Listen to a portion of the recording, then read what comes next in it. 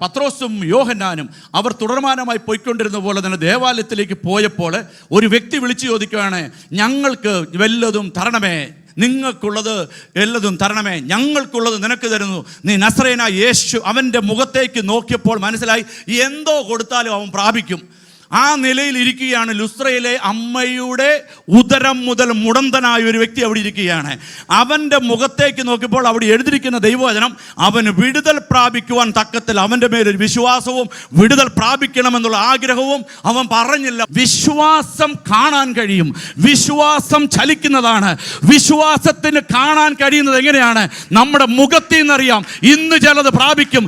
ലുദിയയുടെ ഹൃദയം തുറന്നത് പൗലോസ് കണ്ടപ്പോൾ പൗലോസിന് വലിയ നിലകളിൽ സംസാരിപ്പാൻ കഴിഞ്ഞെങ്കിൽ ഇന്ന് പകൽ പറയണം, കേൾക്കുന്ന വചനത്തിന്റെ ശക്തി, കേൾക്കുന്ന വചനത്തിന്റെ ശക്തി എൻ്റെ ചെവികളിൽ കേട്ടിട്ടുണ്ടെങ്കിൽ അതൊരു ആരംഭ